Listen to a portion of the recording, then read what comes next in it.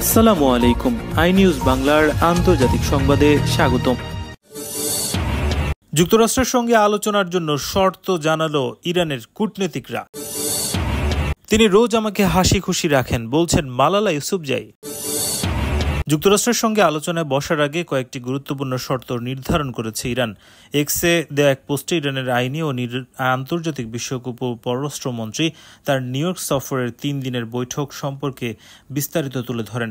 ঘারিবাবাদি জানান, যুক্তরাষ্ট্রের সঙ্গে যে কোনো আলোচনায় অংশগ্রহণের আগে ইরানের জন্য যেসব বিষয় গুরুত্বপূর্ণ সেগুলোর মধ্যে রয়েছে ইরানের আস্থার পূর্ণ প্রতিষ্ঠা, আলোচনাকে গোপন এজেন্ডা বা সামরিক হুমকির প্ল্যাটফর্ম হিসেবে ব্যবহার না করা, পরমাণু অস্ত্র বিস্তার রোধ সংক্রান্ত চুক্তির অধীনে ইরানের অধিকার, বিশেষ করে ইরানের প্রয়োজন অনুযায়ী ইউরেনিয়াম সমৃদ্ধকরণের অধিকারকে স্বীকার ও সম্মান জানানো এবং নিষেধাজ্ঞাও প্রত্যাহার করা। তিনি জোর দিয়ে বলছেন, তেহরান যুক্তরাষ্ট্রের প্রতি মোটেই আস্থা রাখে না এবং যে কোনো সামরিক হুমকির মুখে আত্মরক্ষার জন্য সম্পূর্ণ প্রস্তুত থাকবে। এর আগে ইরানি পররাষ্ট্রমন্ত্রী আব্বাস আরাকচির নেতৃত্বে তেহরান ও ওয়াশিংটনের মধ্যে 5 দফা পরোক্ষ আলোচনা অনুষ্ঠিত হয়, যা ওমানের মধ্যস্থতায় পরিচালিত হয়। আলোচনার সময় মার্কিন প্রেসিডেন্ট ডোনাল্ড ট্রাম্পের বিশেষ দূত স্টিভ উইটকফ যুক্তরাষ্ট্রের পক্ষের নেতৃত্বে ছিলেন। তবে ইসরায়েল ইরানে অযৌক্তিক আগ্রাসন শুরু করলে এ আলোচনা ব্যাহত হয়।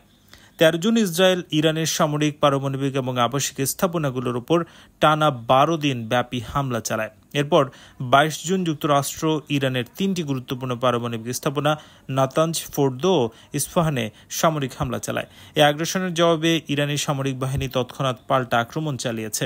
ইসলামী বিপ্লবী গার্ড বাহিনীর aerospace unit operation true promise 3 এর আওতায় ইসরায়েলের বিরুদ্ধে 22টি পাল্টা ক্ষেপণাস্ত্র হামলা চালায়, যার ফলে অধিকৃত অঞ্চলের বহু শহরে ব্যাপক ক্ষয়ক্ষতি হয়েছে।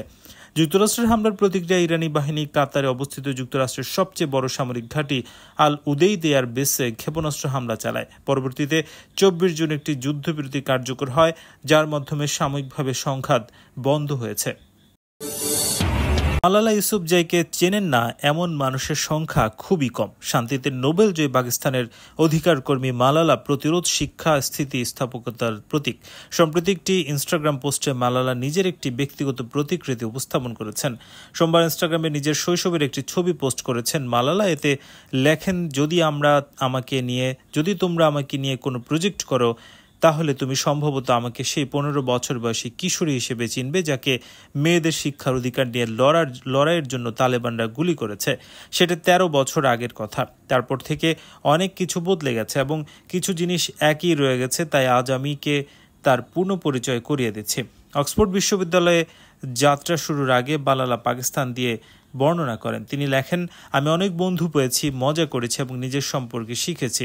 এখানে আমার মানসিক স্বাস্থ্যের সঙ্গে লড়াই করতে হয়েছে। প্রথমবারের মতো প্যানিক অ্যাটাকের সম্মুখীন হয়েছে। থেরাপিতে যাওয়া সত্যিই আমাকে সাহায্য করেছে। স্নাতক শেষ করার আগে মালালা আসের মালিককে বিয়ে করেন। স্বামী সম্পর্কে মালালা বলেন, তিনি প্রতিদিনই আমাকে হাসি খুশি রাখছেন। মালালা বলেন, নতুন ভাষা পড়া এবং শেখার পাশাপাশি আমি ব্যায়াম এবং প্রতিযোগিতামূলক খেলাধুলা খেলতে ভালোবাসি। নিজেকে নিয়ে ব্যঙ্গ করে তিনি বলেন, আশির আমাকে জিম ব্রো বলে ডাকে। তিনি আরও বলেন, আমি ভ্রমণ করতে ভালোবাসি, কিন্তু ভ্রমণের প্রস্তুতিতে আমি ভালো নই। বিমানবন্দরে যাওয়ার 10 মিনিট আগে সুটকেসে কাপড় গোছা এবং সবসময় গুরুত্বপূর্ণ কিছু ভুলে যাই। আমি নতুন রেস্তোরাঁয় খেতে এবং নতুন খাবার খেতে ভালোবাসি, তবে আমি রান্না করতে পারি না এবং আমার ফ্রিজ টেক আউট বাক্সে ভরা। মালালার মানবিক কাজ তার জীবনের একটি বড় অংশ জুড়ে রয়েছে। এ বিষয়ে তিনি বলেন, আমি আমার বেশিরভাগ সময় আফগানিস্তান, ব্রাজিল, নাইজেরিয়া এবং পাকিস্তানের মতো দেশগুলোতে মেয়েদের শিক্ষা নিয়ে কাজ করার পেছনে ব্যয় করি। আশার বার্তা দিয়ে পোস্টের উপসংহারে মালালা লিখছেন, আমার জীবন আমার কল্পনার মতো আর কিছুই নয়। এই ছবির মেয়েটি গাড়ির মেকানিক হতে চেয়েছিল, কিন্তু স্কুলের প্রতিটি মেয়ে তার স্বপ্ন পূরণ করতে এবং নিজের ভবিষ্যৎ বেছে নিতে সক্ষম হবে, এ আশা কখনোই বদলাবে না। নতুন মুখ এবং যারা শুরু থেকে পাশে আছেন তাদের প্রতি ধন্যবাদ জানান তিনি।